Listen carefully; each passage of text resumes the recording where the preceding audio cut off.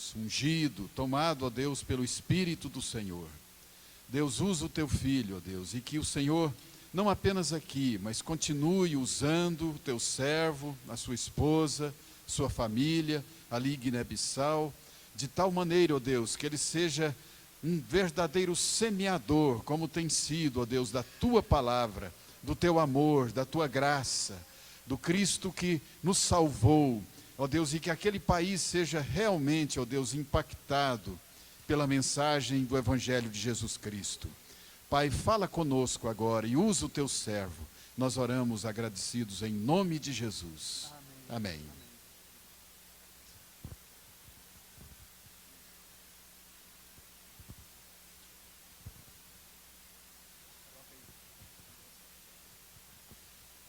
Paz do Senhor, irmãos.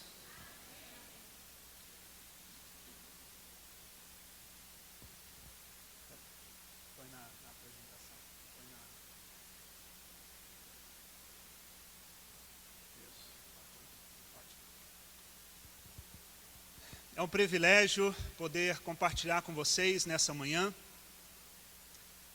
e poder fazer parte desse evento histórico, que é a primeira conferência missionária das Igrejas de Cristo do Brasil. Eu confesso que o momento, para mim, não era um momento apropriado para a viagem, devido às tantas coisas que estão acontecendo. Porém, nós reconhecemos a importância deste evento e realmente é um privilégio poder estar aqui compartilhando com os irmãos. Entre as muitas coisas que estão acontecendo, nós recentemente voltamos para Guiné-Bissau, há apenas 4 meses. Temos uma casa ainda cheia de materiais da missão que foram em um container, que ainda não foram organizados. Temos os nossos filhos em uma escola no país vizinho, no Senegal, que nos causa um pouco de ansiedade estar aqui do outro lado do oceano enquanto eles estão lá. Temos a construção do seminário que está acontecendo agora, nesse exato momento. Temos alguns projetos de plantação de igrejas sendo iniciados. Temos um grupo de obreiros que estão sendo também reagrupados, reorganizados. Então, muita informação, muitas coisas acontecendo ao mesmo tempo. E a nossa atenção tem sido dividida a todas essas coisas. Isso me causa um pouco de ansiedade, porém eu reconheço a importância desse evento. Irmãos, é um evento histórico entre nós. Eu agradeço realmente à Missão Cristã do Brasil pela iniciativa preciosa de promover os trabalhos missionários que as nossas igrejas têm iniciado no campo transcultural. É um privilégio poder estar aqui com vocês e poder compartilhar um pouco acerca do projeto Guiné-Bissau. Eu confesso que de alguns anos para cá, eu até que tenho lidado bem com a ansiedade que antecede uma pregação ou um estudo bíblico, qualquer uma dessas coisas. Mas esse evento é tão especial que eu estou me sentindo como pregando pela primeira vez. Estou realmente ansioso e gostaria muito que, pela graça de Deus, Ele me usasse nessa manhã para compartilhar a sua palavra com vocês. Mas, inicialmente, eu quero mostrar aos irmãos algumas fotos. Todas essas fotos foram tiradas recentemente, nesses últimos 4 meses, desde que nós retornamos para Guiné-Bissau. Então, para que você acompanhe um pouquinho daquilo que tem acontecido nesses meses. Como disse, ainda estamos em fase de reorganização. Então, nem a apresentação de slides tem uma estrutura muito lógica, muito sequencial, mas ela mostra exatamente a nossa realidade hoje na Guiné-Bissau. Então, nosso container ele chegou alguns meses depois de nós, na verdade 1 mês depois de nós, e graças a Deus conseguimos tirá-lo sem maiores complicações. É normalmente burocrático o processo, normalmente a gente se expõe a muita corrupção, em cada sessão que você tem que ir, mas Deus foi gracioso, nós conseguimos retirar o container e o material para o seminário já está na nossa casa, e o carro que estava dentro também já está na nossa casa, e então foi uma vitória nesse reinício. Essa foi uma das primeiras viagens que nós fizemos estando na Guiné-Bissau. O cenário no período de chuvas normalmente é assim, muitos atoleiros, o carro precisa ser tracionado, e ainda assim, quando vamos entrar em uma dessas poças de água, eu paro antes, penso duas vezes, vou, não vou, será que dá, será que não dá, e aí vamos, sabe? Porque se o carro ficar naquele meio ali, no meio do mato, não tem nenhum recurso que nós podemos usar para sair da lama. Uma das coisas que tem acontecido também é o retorno do Diata, figura muito querida aqui entre os irmãos no Brasil. Ele retornou com a sua esposa, com seus 2 filhos, está muito feliz, não está tendo nenhuma dificuldade para se readaptar ao país, ele ansiava por esse momento. Mariama, como se nunca tivesse saído de lá, cozinhando já no carvão e na maior alegria do mundo. Sabe? Então essa foi uma foto tirada na nossa reunião de obreiros, e o Diata estava lá testemunhando, foi uma bênção. Aí ele mostrando o certificado, né, de conclusão do curso de teologia, uma vitória para esse irmão, que veio para cá com sonhos, com convicções da parte de Deus, e ele volta para lá alimentado, tanto em termos de sua educação teológica, ministerial, quanto também em termos de afirmação como obreiro, porque ele veio sem filhos para cá. Era uma das dificuldades que eles enfrentavam lá, a sociedade discriminava porque eles não conseguiam ter filhos, e como líder da igreja, ele sofria muito com isso, porque ele via o trabalho sendo prejudicado. Ele me falava que, concernente à fé dele, ele não tinha nenhuma dificuldade, ele acreditava que Deus estava com eles, e que nenhuma maldição era responsável por aquela situação, mas ele lamentava porque a comunidade, os não crentes, eles teciam comentários criticando a falta de filhos, e ele tem testemunhado para pessoas. Às vezes ele passa na rua, ele me contava, e cumprimenta as pessoas cumprimentam: você voltou? Eu voltei. Cadê sua mulher? Muito comum perguntar-se isso na Guiné-Bissau. Cadê sua mulher? Está em casa. Ela está bem? Está cuidando dos nossos filhos. Você teve filho? Tive 2, Jesus me deu 2. Então tem sido uma vitória para ele, e nós estamos alegres com esse irmão muito querido, amamos demais, um discípulo amado, uma pessoa que realmente cresceu na fé juntamente conosco ali, vivendo na nossa casa, e hoje nós nos alegramos pela obra que Deus tem feito na vida dele. Então, na reunião de obreiros, André também tem pensado muito sobre ministérios com casais e ministérios com crianças, a família de forma geral, e ela na reunião estava já desafiando os líderes das igrejas a iniciarmos programas dessa natureza a partir desse início de ano. Esse é o grupo de obreiros que está ali na região da capital, obreiros que estão no sul, alguns do norte e alguns no leste, alguns irmãos no leste. Eles não comparecem a essas reuniões. Esses são principalmente os obreiros que estão na região da capital. Esse irmão, um irmão fantástico, 26 anos de idade, jovem. Tá? Para quem não acredita que tamanho não é documento, deixa eu te contar a história desse rapaz. Ele é pequenininho assim. O nome dele é Racido, vou ser rápido. Ele foi designado para um dos nossos pontos de pregação. Ponto de pregação que oscilou, altos e baixos. Eu, particularmente, estava meio que na expectativa, esperando para ver qual seria a atitude da igreja local. Um pouco decepcionado com algumas coisas que aconteceram no passado naquele lugar. E eu deixei realmente por conta deles.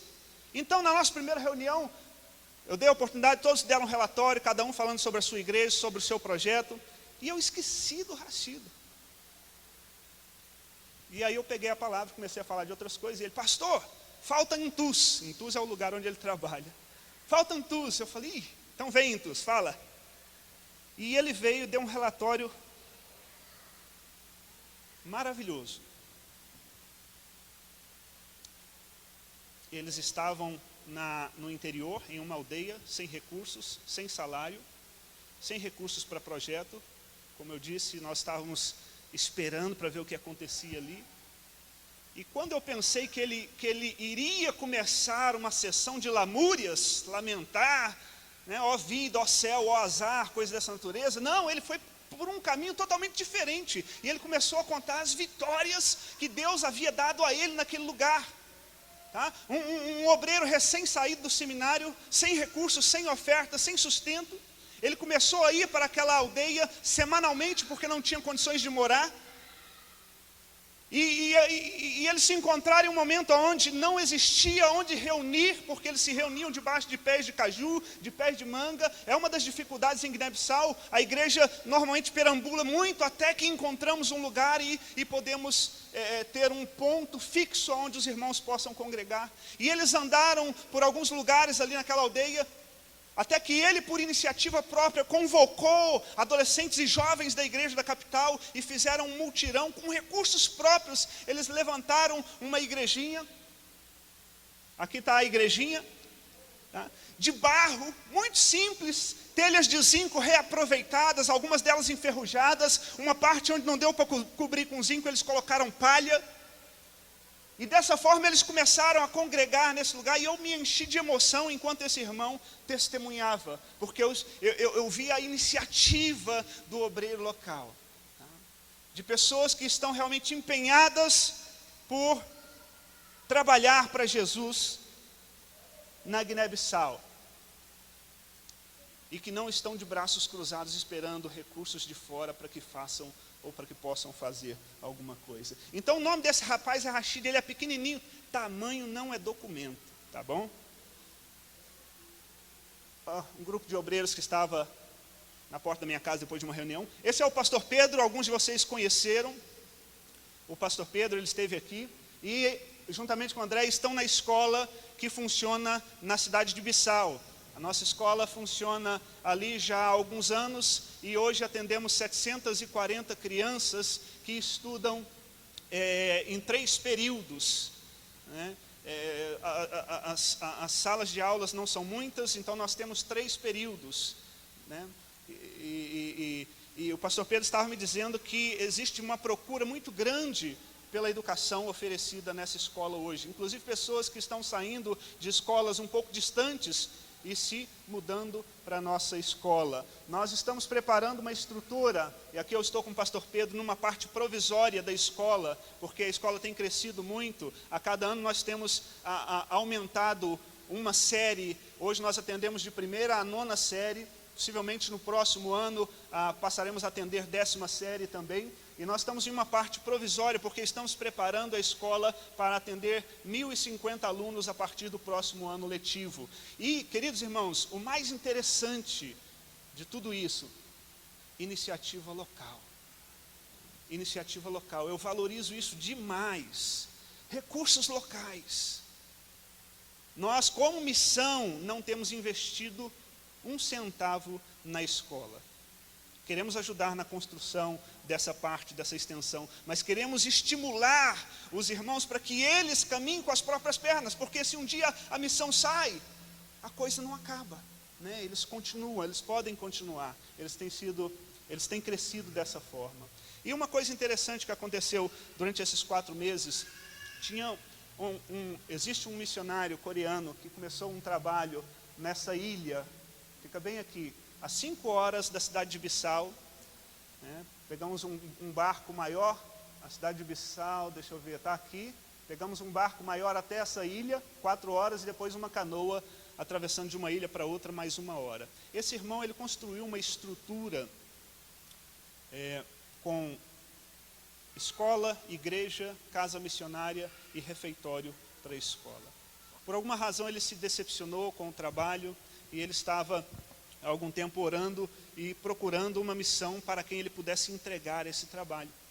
E ele chegou a nós, e nós conversamos agora antes da minha vinda para o Brasil, e ele quer passar toda essa estrutura para nós iniciarmos um trabalho nessa ilha, a ilha de Canhabaque, habitada pelo povo Bidjagó, uma ilha com 5.000 habitantes, não existe nenhuma igreja nesta ilha, não existe nenhuma escola além dessa escola construída por esse irmão coreano, e nós temos tido a oportunidade então de iniciar um trabalho na ilha de Cañabaque. Então essa é uma coisa que nos anima muito, porque o nosso objetivo é realmente plantar igrejas em todas as regiões da Guiné-Bissau. Curiosamente, eu tinha deixado o arquipélago dos Bidiagós de fora dessa primeira fase, dessa primeira fase do nosso planejamento, simplesmente porque, talvez por timidez minha, simplesmente porque muito difícil construir lá, tem que levar material de bissau, botar na canoinha, levar para lá, e paga-se muito mais caro, e de repente a canoinha, material molha, estraga, uma série de coisas. Chega no porto, tem que carregar aquele material nas costas até o local de construção, normalmente são distâncias longas, e eu falei, vamos estruturar primeiro no continente, né, e que é o natural, e depois a gente começa a pensar nas ilhas. Deus pensou diferente, né? Se era essa a dificuldade, então a dificuldade já não existe, a construção já está feita, e agora é simplesmente instalar um obreiro ali e começar o trabalho. Nós queremos gastar bastante tempo nesse próximo semestre na ilha de Cañabaque, visitando, dando apoio. Não podemos nos mudar para lá. Tem o seminário que estará sendo iniciado na capital, mas é um projeto que já está no nosso coração. Aí há uma foto, essa foto eu consegui pela internet, eu ainda não fui na ilha, é uma foto da ilha de Cañabaque, né? As aldeias Bidiagós, são mais de 25 aldeias nessa ilha, com 5.000 pessoas vivendo nela. Aí o povo Bidiagó, um povo rústico, né, que vive em um local rústico, isolado realmente da capital, de cidades, de progresso, de avanços da civilização. Então, um povo carente do Evangelho do Senhor Jesus. Essa é a construção do nosso seminário, ainda em fase inicial. O irmão Júlio, que é um dos membros da nossa igreja, também o nosso mestre de obra, está enchendo já as sapatas. Na verdade, já está um pouco mais avançado, né? Nós já estamos com as vigas nivelando o terreno para que começamos então a construir com os blocos a estrutura do seminário. Esse é o desenho de como será o seminário, né? Nós teremos um salão multifunções aqui, que será bem alto, terá ventilação e iluminação, e teremos algumas salas de aulas, biblioteca, escritórios, e assim temos planejado o seminário bíblico. Aí as crianças, estão morrendo de saudade, não vejo a hora, quarta-feira estamos voltando, e eles estarão saindo de férias da escola e estarão indo conosco para Guiné-Bissau, né? Essa foto nós tiramos agora na nossa passagem por Senegal, e eles passaram um dia conosco antes de viajarmos, e então voltaram para a escola. Eles estão estudando no país vizinho, Senegal, né, uma escola para filhos de missionários. A educação na Guiné-Bissau realmente não tem funcionado, esse é fato. A André estava observando uma coisa, que aqui no Brasil os professores fazem greves para aumento de salário, o que é justo, é uma classe que realmente deve ser valorizada. Mas na Guiné-Bissau eles fazem greve para receber salários de 12 meses atrasados. Tá? 2 anos sem receber o salário. Então não tem como, os professores não podem parar dentro da sala de aula. Eles vão para as plantações, eles vão fazer qualquer coisa para sustentar suas famílias. E a escola não funciona na Guiné-Bissau. Tá? Então os nossos filhos estão estudando no Senegal, e tem sido bênção para eles. Eles têm gostado da escola e da experiência. Então, algumas fotos que mostram esses 4 meses do nosso retorno para Guiné-Bissau. Por gentileza, abra sua Bíblia comigo no livro de Atos dos Apóstolos, capítulo 16.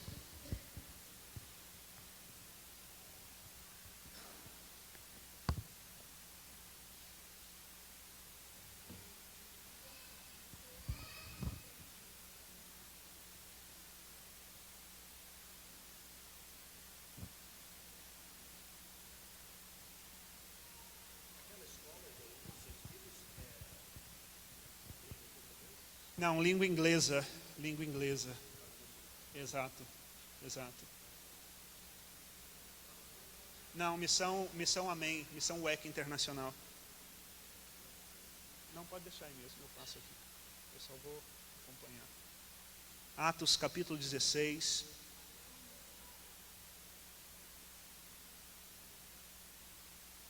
Deixa eu só me organizar aqui.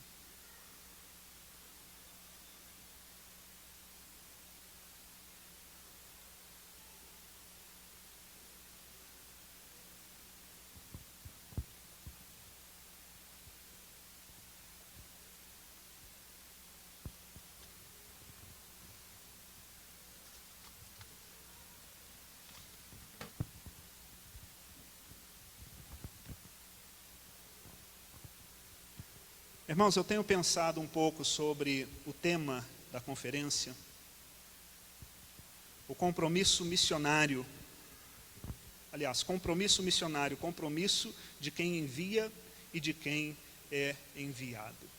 A imagem que me vem à mente, ou que me veio à mente quando primeiramente pensava nesse tema, é a imagem de uma equação completa. A imagem de uma parceria que traz consigo os resultados devidos. O compromisso de quem envia e de quem é enviado. Podemos ver essa parceria acontecendo. Parceria entre membros que se dispõem a levar a cabo uma missão que nos foi dada por Deus. E essa parceria, essa equação completa, ela tem trago juntamente consigo resultados concretos. Nós vemos testemunhos de vários projetos, de vidas que têm sido transformadas, e isso, queridos, é o mais precioso. Esse é o resultado desejado, esse é o resultado esperado. É isso que nós desejamos fazer como cristãos na face da terra, servir ao Senhor, fazendo o seu nome e o seu reino conhecido entre as nações. Então é um tema muito interessante, e eu gostaria de refletir um pouquinho com os irmãos nesse texto de Atos capítulo 16, e eu quero falar sobre os 4 elementos do chamado cristão. Tá? O foco da nossa meditação serão os versículos 9 e 10. Porém, para a coerência da nossa leitura, do nosso raciocínio, eu quero iniciar a leitura no versículo 6. A palavra de Deus diz assim: E percorrendo a região frígio-gálata, tendo sido impedidos pelo Espírito Santo de pregar a palavra na Ásia, defrontando Mísia, tentavam ir para Bitínia, mas o Espírito de Jesus não o permitiu. E tendo contornado Mísia, desceram a Troade. À noite sobreveio a Paulo uma visão, na qual um varão macedônio estava em pé e lhe rogava, dizendo: passa a Macedônia e ajuda-nos. Assim que teve a visão, imediatamente procuramos partir para aquele destino, concluindo que Deus nos havia chamado para lhes anunciar o Evangelho. Senhor, nós somos gratos, ó Deus, a Ti por tudo que o Senhor tem feito nas nossas vidas, através das nossas vidas e apesar das nossas vidas. Nós nos reunimos nessa manhã, Senhor, para sermos inspirados pela Tua palavra, para sermos desafiados pela Tua palavra. Então, Senhor, que o Espírito do Senhor tenha liberdade de agir em nosso meio, fazendo aquilo que apraz o Teu coração. Meu Deus, ser conosco durante esse tempo, para a glória do Teu nome. Amém. Amém. Amém. Texto interessante, um texto conhecido. As viagens missionárias de Paulo, o ministério paulino, o ministério apostólico, sempre nos traz muita inspiração. Agora, é importante colocar esse texto dentro de um contexto bíblico. E é interessante reconhecermos que Atos capítulo 16, ou a segunda viagem missionária de Paulo, é consequência do concílio de Jerusalém, de Atos capítulo 15, relatos que antecedem a segunda viagem missionária de Paulo.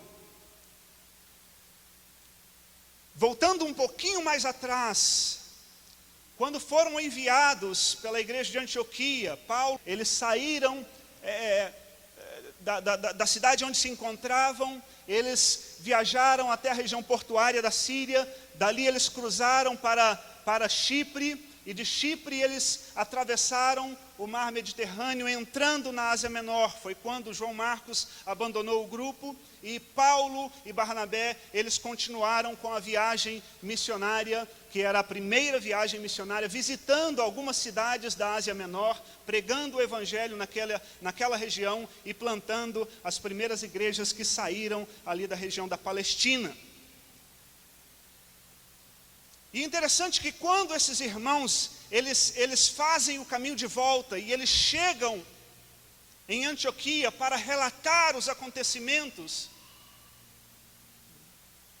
de alguma razão, ou por alguma razão, existia já uma discussão em pauta acerca da conversão dos gentios e da necessidade dessas pessoas adotarem a lei mosaica como justificação de sua fé e como um sinal da conversão que daria legitimidade à experiência que aquelas pessoas estavam tendo. Então essa discussão estava em pauta, o apóstolo Paulo chegou ali, estava relatando, e o texto bíblico diz que pessoas desceram de Jerusalém, e eles começaram então a ensinar preceitos da lei, e colocando aqueles preceitos como necessários para a salvação, e a confusão aconteceu, porque Paulo e Barnabé haviam chegado do campo missionário incendiados com aquilo que Deus estava fazendo, depois de ter visto a conversão de gentios que genuinamente demonstravam fé em Cristo, e eles simplesmente não aceitavam. E eles disseram, não, peraí, tem alguma coisa errada, vamos conversar direito sobre esse assunto. Enfim, subiram para Jerusalém para se encontrar com os apóstolos, e a discussão foi explorada, e chegaram a um parecer, a uma conclusão, e o parecer era favorável à conversão dos gentios sem a necessidade dos preceitos da lei mosaica.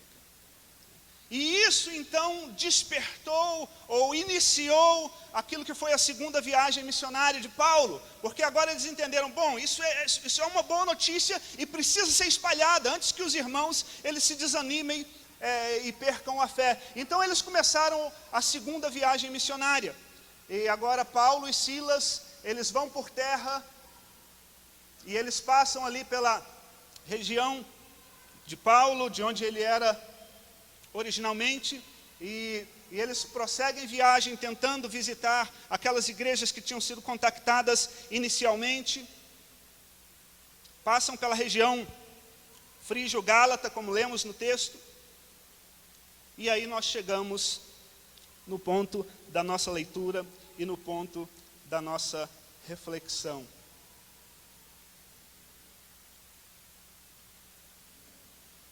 Nós encontramos nesse momento algumas coisas interessantes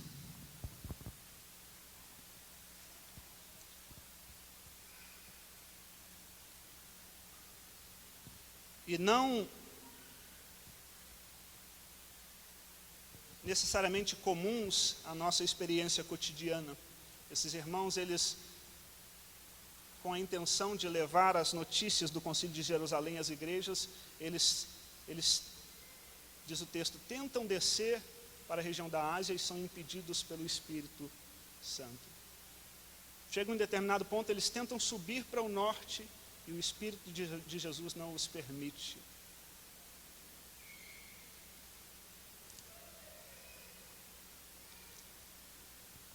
E a partir do versículo 9, nós encontramos esses 4 elementos do chamado cristão, que eu acredito que nós precisamos estar comprometidos com eles. Quando nós pensamos nesse tema, o compromisso de quem envia e de quem é enviado, eu acho que tanto um como o outro, ambas as partes precisam estar comprometidas com esses 4 elementos do chamado cristão, que são a visão, o visionário, o envisionado e o que dá a visão. Em primeiro lugar, o texto nos fala sobre a visão.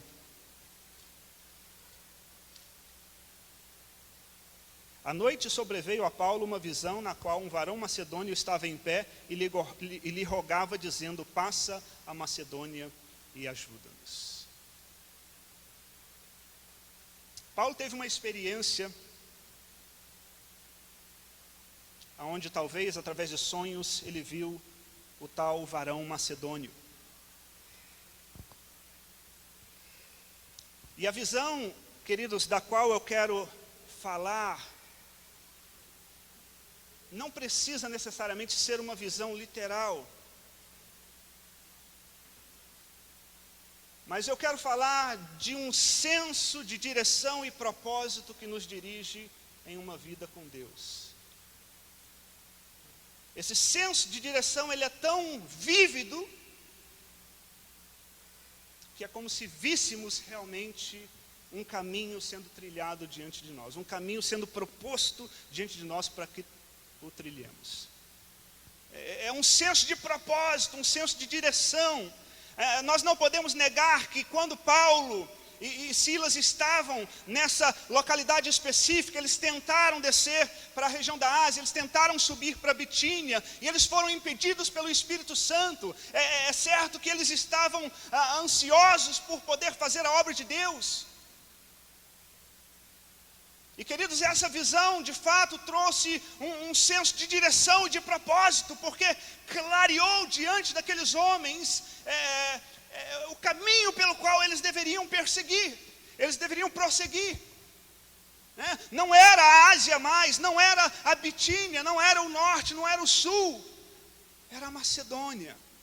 Então, queridos, é interessante perceber isso. Esse é um elemento do nosso chamado cristão. Nós, como igreja, precisamos ter uma visão definida.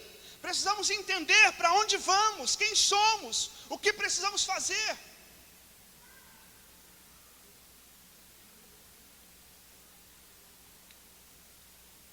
Segundo William Carey, que é considerado o pai das missões modernas, a visão é um entendimento de uma necessidade e um compromisso em atendê-la. Então não precisa ser necessariamente uma visão literal, mas algo que nos traga um senso de propósito, que nos traga razão de existência. Um pregador piedoso da palavra de Deus chamado Dawson Trotman, ele diz que visão é absorver no seu coração aquilo que está no coração de Deus. Marcos 16,15 diz: ide por todo mundo e pregai o evangelho a toda criatura. O que nos faz entender, queridos, que porque a nossa tarefa é global, a nossa visão precisa ser global. Precisa haver uma coerência. E se a nossa visão for alguma coisa menor do que o mundo inteiro, nós não temos a visão de Deus. Porque Deus amou o mundo de tal maneira que deu o seu único filho para que todo aquele que nele crê não pereça, mas tenha a vida eterna. E o que é importante nessa questão da visão, queridos, que eu gostaria de ressaltar para nós, para nossa aplicação, para nossa edificação nessa manhã, é o fato de que Deus, quando nos dá uma visão, quando nos dá um senso de propósito, Ele está intervindo na história humana, a fim de estabelecer propósitos eternos, existentes em seu próprio coração. E Ele nos está dando o privilégio e a oportunidade de sermos participantes da concretização desses planos e desses projetos. É uma interação. Queridos, isso é tremendo. Eu não gosto de pensar em termos menores do que isso. Estamos, pela graça de Deus, não por méritos próprios, estamos interagindo com Deus e sendo cooperadores com Ele naquilo que Ele arquitetou antes da fundação do mundo. Então esse é o primeiro elemento da visão. Eu estava refletindo sobre alguns ministérios e que interessante ver que grandes projetos iniciaram a partir de uma visão, de um entendimento claro de propósitos. O ministério do Êxodo teve início quando Moisés viu a sarça que ardia e não se consumia. O ministério profético de Isaías começou quando ele viu o Senhor assentado em um alto e sublime trono, rodeados por seres angelicais. O ministério evangelístico dos discípulos teve início quando eles viram o Cristo ressurreto e foram desafiados por este a pregar o evangelho a todas as nações. O ministério apostólico de Paulo começou quando a caminho de Damasco, ele viu uma grande luz. E ele entendeu qual que era o propósito da sua vida. Queridos, o primeiro elemento que nós vemos do chamado cristão é a visão. A visão é básica. Nós precisamos entender quem somos, para onde estamos indo. Nós precisamos ser atuantes, nós precisamos assumir essa responsabilidade. Nós precisamos nos envolver com a visão de Deus.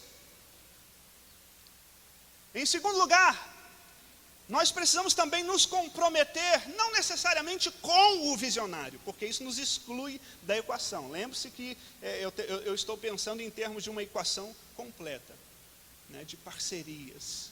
Nós precisamos nos comprometer em sermos visionários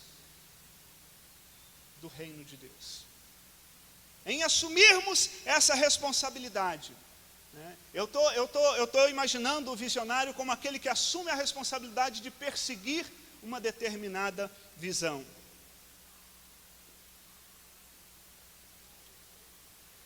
E no nosso texto base, nós vemos que Paulo, juntamente com seus companheiros, Timóteo havia se juntado ao grupo, eu não mencionei, mas isso aconteceu.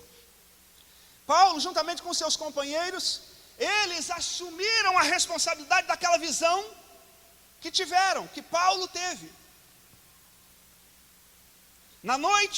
À noite, sobreveio a Paulo uma visão na qual um varão macedônio estava de pé e lhe rogava dizendo: passa a Macedônia e ajuda-nos. Então no versículo 10 o texto diz assim: assim que teve a visão, imediatamente procuramos partir para aquele destino, concluindo que Deus nos havia chamado para lhes anunciar o evangelho. Houve uma resposta pronta, houve uma resposta imediata da parte daqueles que tiveram a visão. Eles se comprometeram em um envolvimento com aquela revelação, com aquele senso de propósito, com aquela direção específica que o Espírito de Deus os dava naquele momento. Se eu estivesse falando de caráter, certamente não usaria o exemplo que vou usar agora. Mas como o nosso tópico é visão, visionário, eu acho que esse homem, ele representa o que eu quero dizer com o conceito. O que esse conceito quer dizer, na verdade. Esse homem, Steve Jobs, falecido há pouco tempo atrás, ele tem uma biografia interessante. Ele realmente revolucionou a indústria da tecnologia. Eu não diria que ele unicamente, mas ele estava articulando muitas coisas para que chegássemos à revolução tecnológica que chegamos hoje, através dos computadores da Apple e uma série de tecnologias novas, tecnologias de ponta. E é interessante que a sua biografia diz que ele chegou em um momento decisivo na sua carreira profissional. Ele tinha uma proposta para ser o chefe executivo de uma grande fábrica de refrigerantes, das mais conhecidas. E ele estava considerando a possibilidade, quando um amigo da área da tecnologia o colocou contra a parede, dizendo o seguinte: olha, pensa bem o que você quer fazer. Nós temos uma proposta revolucionária. E a pergunta que aquele amigo dele fez, que o fez refletir, foi a seguinte: você quer ser um vendedor de água com açúcar ou você quer mudar o mundo? Sem muita opção, né? Vender água com açúcar, que é basicamente o que é o refrigerante, ou mudar o mundo.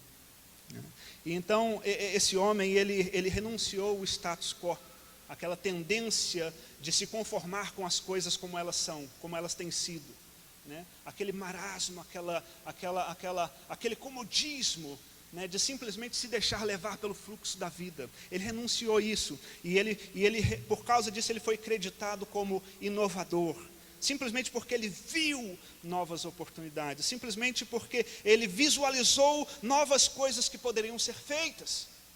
Ele saiu daquela caixinha e ele tentou coisas novas, ele arriscou coisas novas, ele foi creditado como um visionário. Queridos, é um exemplo do mundo secular, mas nós, na igreja, nós precisamos ser visionários, nós precisamos realmente acreditar que nós podemos mudar o mundo. Essa pergunta, ela deve nos fazer refletir também. Você quer mudar o mundo? Saiba que em Cristo nós temos essa capacidade. Saiba que nós somos portadores da mensagem que transforma o mundo. Amém.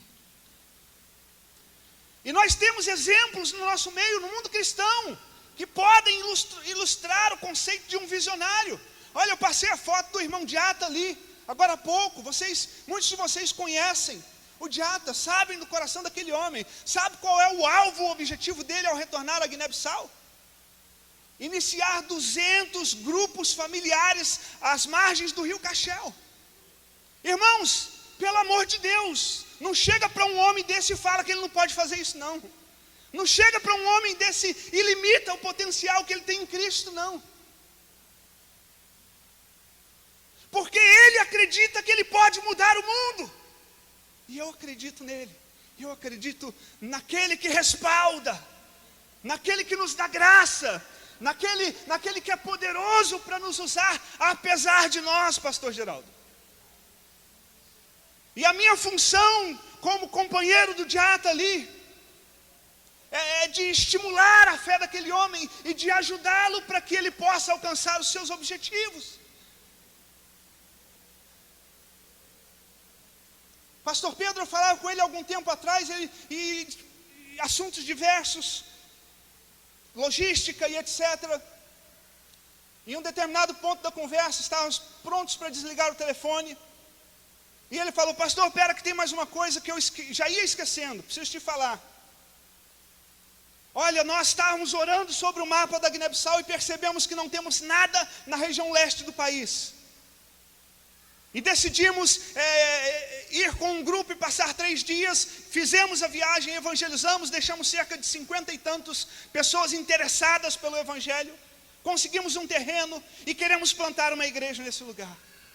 Um visionário, queridos, um visionário, alguém que assume a responsabilidade de levar a cabo uma visão que nos tem sido dada por Deus. Nós precisamos de ter esse ímpeto, esse senso de direção. Nós precisamos ver pela fé o que está diante de nós, o que o Senhor Deus tem nos proposto como igreja.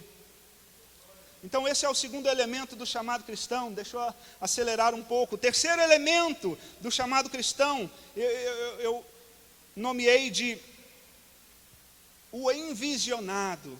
O envisionado. O texto diz: olha, à noite sobreveio a Paulo uma visão na qual um varão macedônio estava em pé e lhe rogava, dizendo: passa a Macedônia e ajuda-nos. O envisionado, ao qual me refiro, é o objeto da visão de Paulo. Aquele que foi visto, aquele que foi envisionado. O homem da Macedônia, que apareceu a Paulo em uma visão.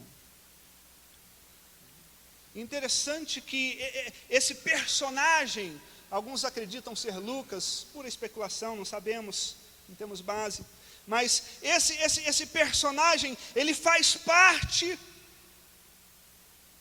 desse processo aonde aqueles homens de Deus estavam sendo redirecionados, estavam entendendo a missão que tinham da parte de Deus naquele momento, que não era necessariamente de revisitar igrejas, ainda que fosse algo importante, que eles entendiam ser importante, mas esse envisionado, ele representava uma nova fronteira que precisava ser atravessada.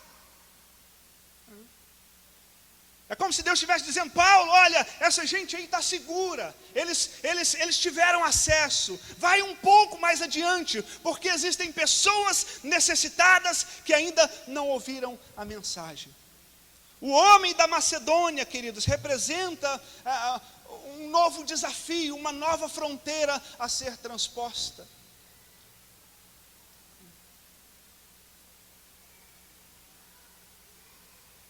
E nós precisamos entender quais são as novas fronteiras a serem transpostas. Isso faz parte do nosso senso de direção. Nós precisamos ter uma visão de Deus. Quais são as novas fronteiras? Quais são os desafios da igreja do século 21? Todos vocês estão familiarizados com os termos missiológicos. A janela 10x40 é uma dessas fronteiras, não é verdade? Tanta coisa a ser feita e tantos povos não alcançados que não ouviram o Evangelho, países resistentes, religiões hostis ao Evangelho, povos que realmente não conhecem a graça de Deus. Eu tenho pensado muito sobre a situação da Guiné-Bissau. Eu já compartilhei isso com irmãos. Especialistas dizem que em 2025 os muçulmanos serão 75% da população. Eu vejo que hoje é um tempo de oportunidade naquela nação, onde nós precisamos intensificar os nossos esforços, formar discípulos, como o pastor Halbner falou, porque formando discípulos, igrejas surgirão, é natural, é um processo natural. Quais são as novas fronteiras? Missionários, no seu campo missionário existem novas fronteiras também. No meu campo missionário existem novas fronteiras. Eu tenho tentado pensar dessa forma e manter a minha mente cativa a esse pensamento. Quais são os povos não alcançados da Guiné-Bissau? Quais são as regiões de difícil acesso, aonde nós precisamos penetrar? Nosso desafio para essa próxima temporada de trabalho é estabelecer uma igreja, pelo menos, em cada uma das regiões da Guiné-Bissau.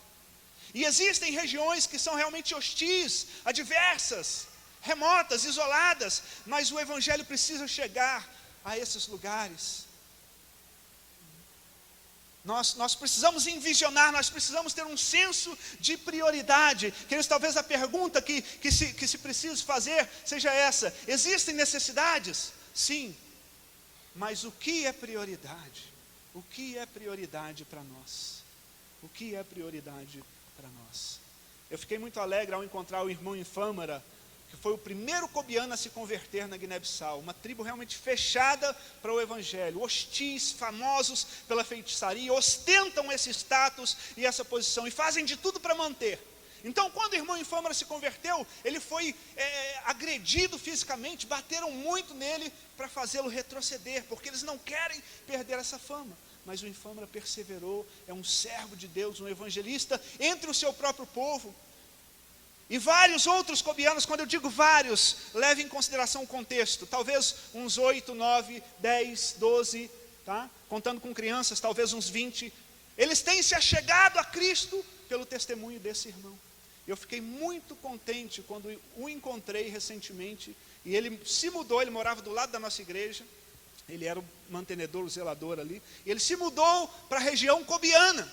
Ele não é aceito dentro das aldeias, mas tradicionalmente a família tem terrenos em volta da aldeia. Ele se mudou, construiu uma casinha simples de bambu, essas coisas bem simples, típicas da Guiné, e ele tem feito cultos naquele lugar.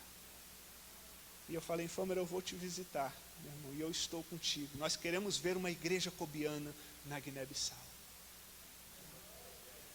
Amém, amém, amém. O irmão Caetano será consagrado na nossa próxima convenção nacional. Será o primeiro pastor da etnia cobiana. Será o primeiro pastor da etnia cobiana. Quais são as novas fronteiras que estão diante de nós? Nós não podemos nos acomodar na nossa zona de conforto, irmãos. Para mim seria muito confortável ficar quietinho lá na cidade de Cachel, certo? Onde eu tenho amigos, né? Uma cidade pequena, todos me conhecem, eu conheço muitos. O único missionário ali vivendo naquela cidade, seria muito confortável para mim eu ficar quietinho ali e esperar os anos passarem, né? Trabalhar para o crescimento da igreja local. Mas quais são as novas fronteiras? Isso tem ardido no meu coração. Eu não posso entender que existem pessoas não alcançadas vivendo em um raio de 50 quilômetros da onde eu vivo e permanecer inerte em relação a isso. Terceiro elemento, o envisionado, que representa as novas fronteiras. Nós precisamos, queridos, estar comprometidos com os mais necessitados, com aqueles que não têm tido a oportunidade de ouvir o Evangelho. E por fim, o quarto elemento do nosso chamado cristão é aquele que dá a visão. E chegando nesse ponto, se eu tivesse que classificar por ordem de importância, eu deixaria todos esses outros para trás e classificaria esse como o mais importante. Não é a visão. Se fosse o caso, ok? Hipoteticamente, não é a visão o mais importante nesse processo do nosso chamado, nesse processo missionário, nem tampouco o visionário. Visionário não é o mais importante, não. É uma ferramenta importante, a visão é também importante no processo.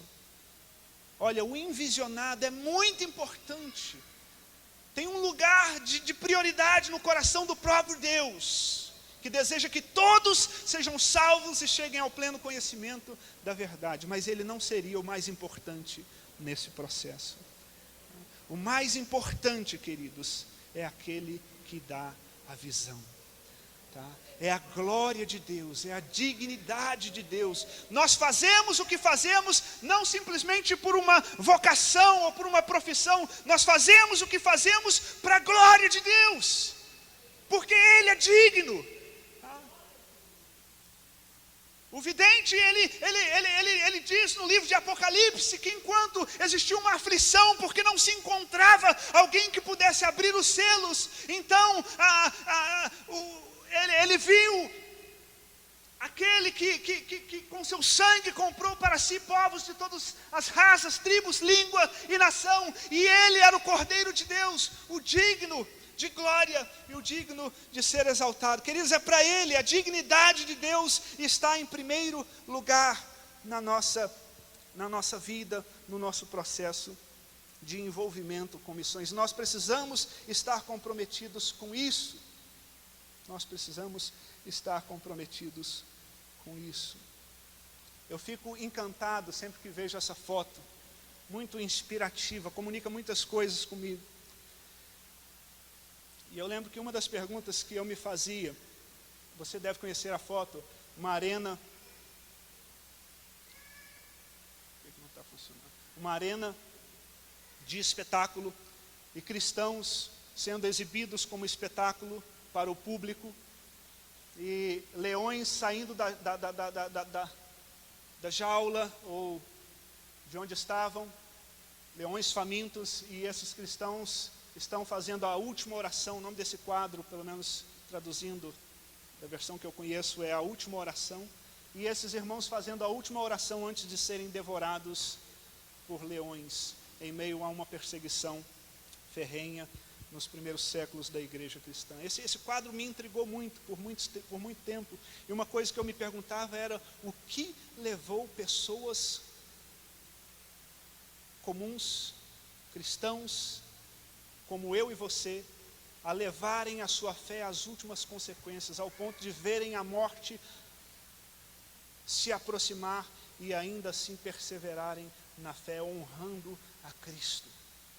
Queridos, não tem outra explicação para isso, porque essas pessoas entenderam a dignidade de Deus, o único que é digno de receber a nossa própria vida como louvor, como expressão de adoração. Esse quadro realmente é muito inspirativo. Tá?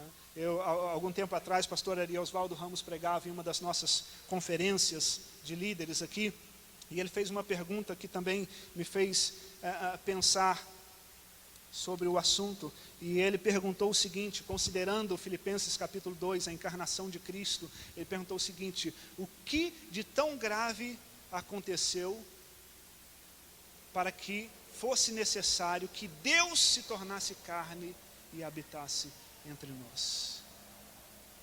Obviamente o pecado, né, foi o ato que provocou tudo isso. O amor de Deus está por trás de tudo, mas o pecado ali como um elemento nessa equação.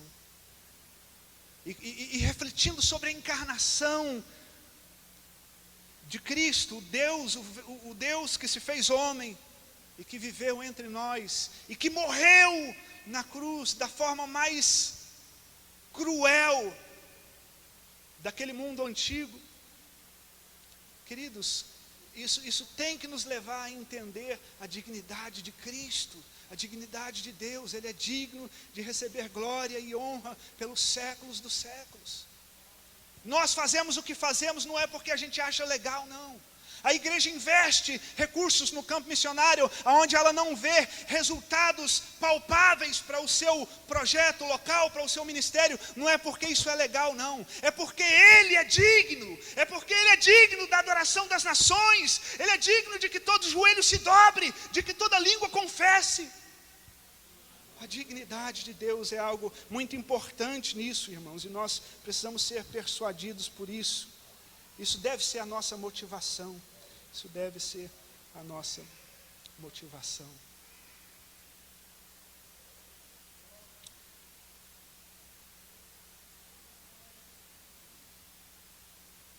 Eu tenho lido bastante sobre missões. E John Piper é um autor que tem abençoado muitas pessoas. Muito coerente. E uma vez eu estava lendo um escrito dele, ele disse algo que me intrigou, ele falando sobre a igreja e as funções da igreja, ou a prioridade da igreja. E ele disse o seguinte: ele disse que missões não é a principal atividade da igreja, mas sim a adoração. E eu, naquele fervor missionário, persuadido que missões realmente é a tarefa primordial da igreja, quando eu li essa primeira frase, isso foi como uma pancada que eu recebi. Eu falei: como assim? Não estou entendendo. Mas continuando a leitura, eu pude perceber o raciocínio desse irmão. Ele concluiu o pensamento dizendo o seguinte: missões existe porque a adoração não. Tradução livre, talvez fique um pouco fora, mas ele diz: missões não é a principal atividade da igreja, mas sim a adoração. A igreja existe para adorar a Deus. Mas como a adoração não existe em muitos lugares da terra, missões se faz importante. Né? É como que um trocadilho, um jogo de palavras. Primeiro começa falando que missões não é a principal, mas missões se torna a principal porque a adoração não existe. Para que a adoração exista nos 4 cantos da terra, é necessário que nós preguemos o evangelho a todos os povos. É necessário que nós preguemos o evangelho a todos os povos. Então, queridos, vamos pensar nisso, vamos finalizar a nossa reflexão nessa manhã. O compromisso missionário, o compromisso de quem envia e de quem é enviado. Olha, muito interessante a história de Paulo, a segunda viagem missionária, né, as crises no meio da viagem, as tentativas fracassadas, a direção de Deus, as novas fronteiras que foram alcançadas, né? O próprio Deus como o arquiteto de tudo isso por trás, como aquele que é digno. Muito interessante. Agora nós precisamos realmente nos comprometer, tanto os que enviam como os que são enviados. Nós precisamos nos comprometer com a visão do reino de Deus. Buscai em primeiro lugar o reino de Deus e a sua justiça, e todas as outras coisas vos serão acrescentadas. Nós precisamos nos comprometer, veja bem, não com um visionário, mas nós precisamos nos comprometer em sermos visionários para o reino de Deus. Os campos estão brancos, estão prontos para a colheita. Precisamos ver essa realidade.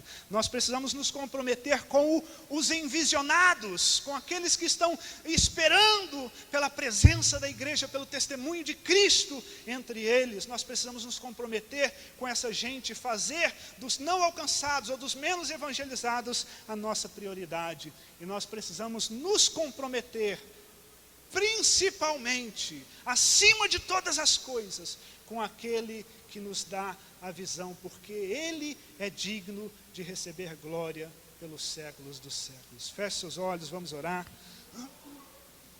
Amém. Olha, eu quero te desafiar nessa manhã. Eu sei que muitas pessoas comprometidas com a causa missionária, mas eu quero te desafiar a refletir nesses 4 elementos, na visão, no visionário, no envisionado e no dono da visão, o que dá a visão. Eu quero que você pense de forma inovativa, pense o que pode ser feito, pense o que está diante de você.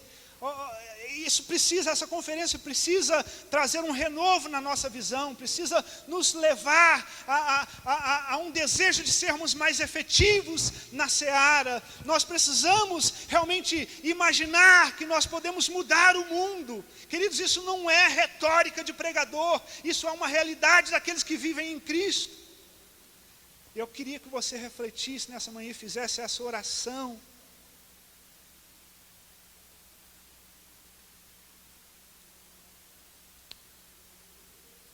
Buscando coisas concretas, alvos concretos, objetivos concretos com os quais você poderia se comprometer nessa manhã, diante de Deus.